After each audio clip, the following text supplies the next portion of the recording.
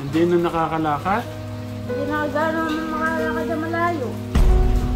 Ano? Dito ko na rin po, nakakatayo pa hindi. Alin? Si Tatay Jo. Nakakatayo naman, pero pag lumakad ang malayo, napapagod na siya. Hihingal na siya. Nagmamanas po si Tatay Jo? Hindi ko alam po. Yung mukha. Nagmanas at saka po nagdilaw.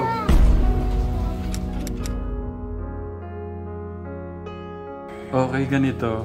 Gusto kong sabihin sa mga katekram,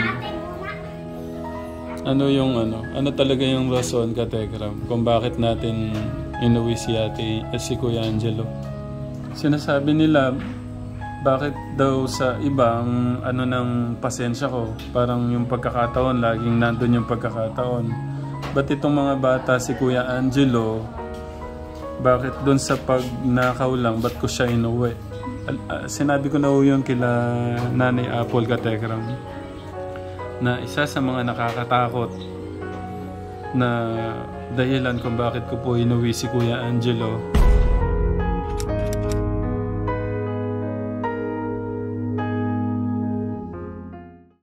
Meron tayong bisita. Morning, Nay Apple. Oh! Hindi kayo nag-bless. God bless. God bless. Para kayong nasa lanta ng bagyo.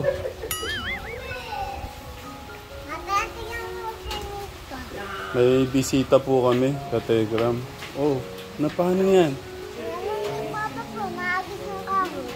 Na agis ng paano hinagisan ka ng kahoy? Wala.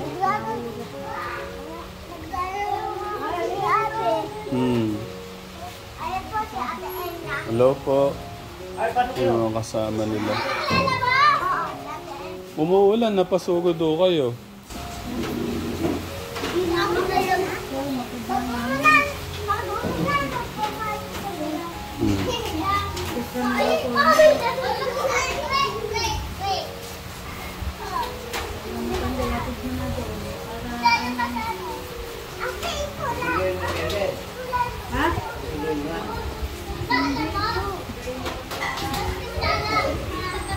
Kumusta po si Tatay Jo? Andun po, nakaiga po sa bahay. Ilagnat pa rin po hanggang ngayon. Kailan pa po may lagnat? Tagal na po yun. Hindi na nakakalakad? Hindi na gano'n makalakad na malayo. Ala. Dito ko na rin po, nakakatayo pa hindi. Alin? Si Tatay Jo. Nakakatayo naman, pero pag lumakad ang malayo, napapagod na siya. Hihingal na siya. Mahina na daw si Tatay Jo. Hello? Paano mahina? Hindi na siya makalakad daw ng malayo. Ilan na po ba si Tatay Jo ngayon? 78? Dito po kayo, nakatayo po kayo dyan. Diba Tatay Ram? Napaambahan natin yun.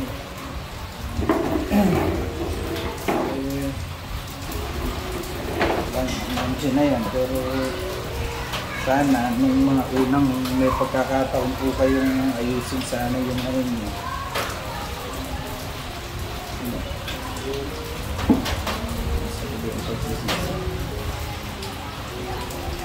Pero baka dyan man tayo natuto. Nagpursige si Nanay Apple. Hindi pa naman kaya naman ni Nanay Apple. Naka si Nanay Apple si Nanay Apple pa. Tiwala ako siya kay Nanay Apple para sa mga bata. Bigla na lang umina si Tatay Jo. Hindi na daw makalakad ng malayo. Napapagod na daw siya. Masakit yung buong katawan. Pagka hindi ko inilat, ala. Hindi, din kasi si Tatay Jo talagang yung edad po niya. Buktok na nga po mga katawan.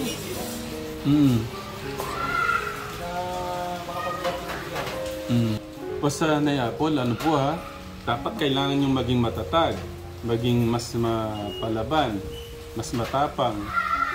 No, para sa mga anak nyo. Ano pong plano nyo ngayon?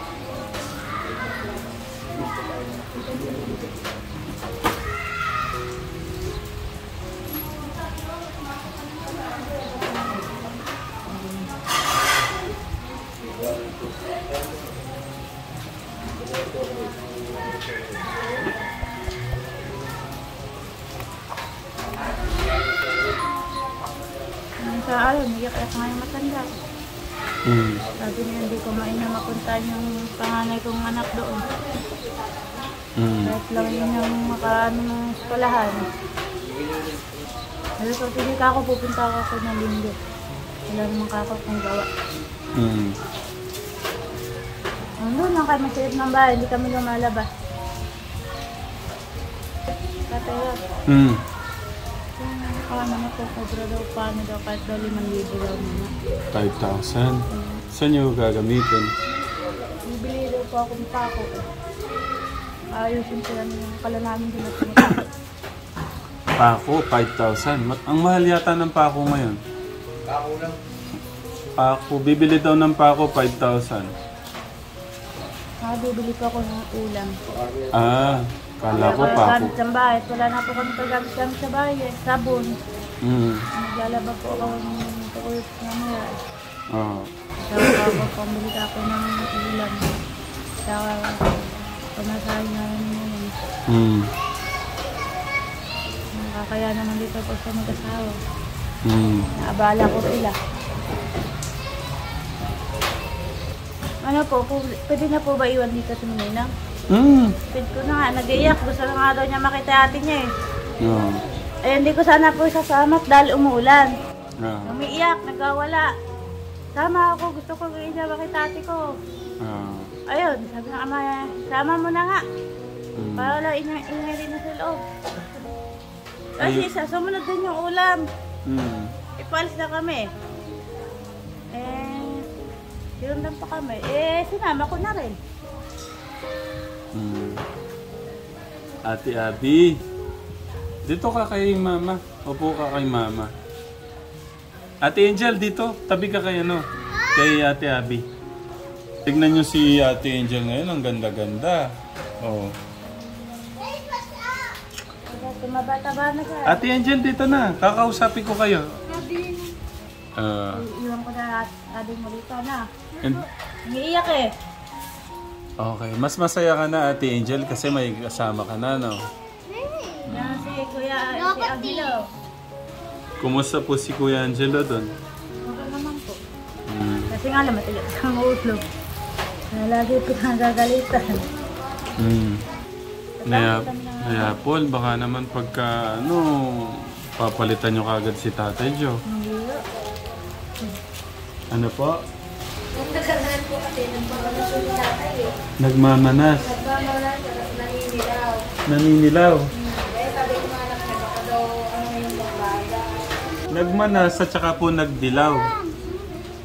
Ayun, hindi ko lang po napapansin eh. Nakuha ko ang cellphone nila. Ano po sabi?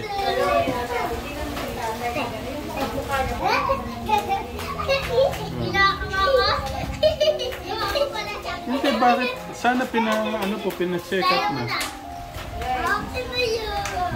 Yan ang kasama ko nung magano kami ng lupa. Padala niyo dito sa emergency.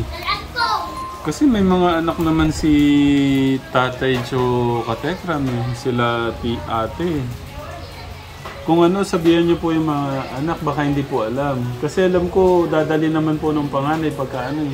Eh, sinabi ko na kayo din, wala. Busy daw silang trabaho. Yung anak naman niya si Baji, katrabaho doon, gumagawa ng bahay. Nalungkot naman ako kay Tatay Joe Katekram. Hindi, iniisip ko pagka yung... Kasi pupunta rin doon talaga eh. Paano na lang si Nanay Apple Double 7 na yun matanda eh. 77. kung sa baga po yun, kailangan po niyang magamot ulit. Kasi napacheck na ho namin yun, di ba? Ay, Apple. Baka umano ulit. Sinabi ko nga po na magpa-check up, ayaw po niya. Gastos lang daw po eh. Gastos lang. Kung mamamatay naman ho siya, pag malapit na yung parang mamamatay na, doon dadalhin sa hospital. Kung kailan yung kung kailang pwede pandalhin, hindi masyadong magastos, hindi padalhin. Pagka yung malala na, ang sayo ni Ate Angel. Oh. Ano ba yung bibig niya? Kulay blue. Nandyan si Tito Daris. Tito Daris, mag-hello ka. Good morning po, mga katera. Nay Apon. Ay, Nay Carmen. Hindi ko kayo nag-hello kay Nanay ano. Hindi, kay ano, pwede ko kayo nag-hello. Ano po? Sabi ko na Doon naalala niyo, binibigyan ko kayo niyang pera. Ngayon, wala na ako may bigay. Wala akong pera ngayon eh. Okay lang po yan.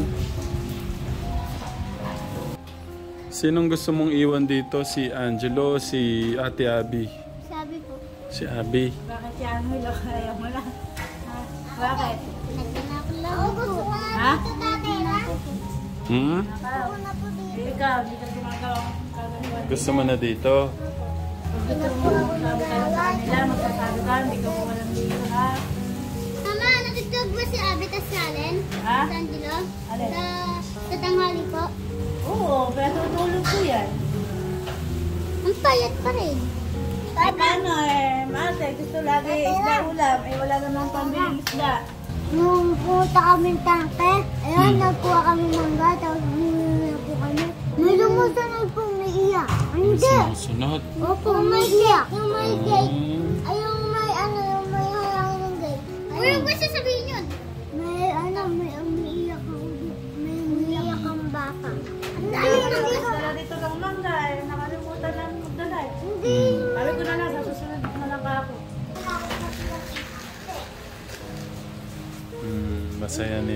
Masaya na si Ate Angel natin. Ate Abby. Po ba yan? Hmm? Malungkot po ba yan? Hindi naman ho siya malungkot. Mas masaya na ho siya. Nay Apple? Pero okay lang po kayo? Okay. Hintay lang ang trabaho uli. Susupot uli. Pagka mayroong masusupot man, tatrabaho talaga.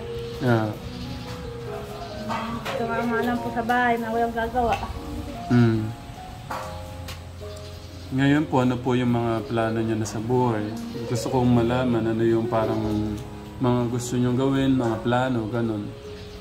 Yung pangarap, ganun po. Tatag sa sarili, kailangan matapang. Kahit mayroon sa buhay, kaya paglabanan.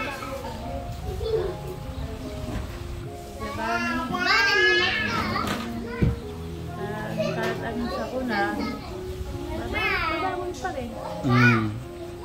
At nadapa na, di bangon ulit. Nagkakalat po sila Abby doon. O sige, nag-uusap kami lang nanay. Ano na po yung pagbabago ni Nanay Apple ngayon? Ano po, tatag ko lang yung mga bata. Para lang ako sa mga bata lang talaga. Kahit anong sikap ko, gagawin ko po para sa mga bata. Para kahit paano, ano ko ng mga bata ay kahit mahirap lang doon sa bahay, ano namin talaga. Ano namin mag-ina, pagtutulong-tulungan namin ng trabaho. Para kahit pa paano,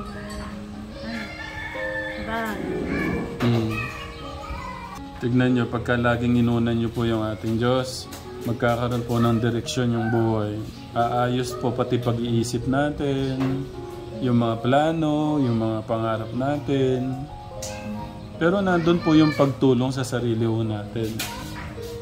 Matutupad po yun. Hindi po siya mabilis. Kasi ganyan no talaga, mahirap po yung buhay. O, unti-unti naman po yan. Po? Gusto niya po maligo.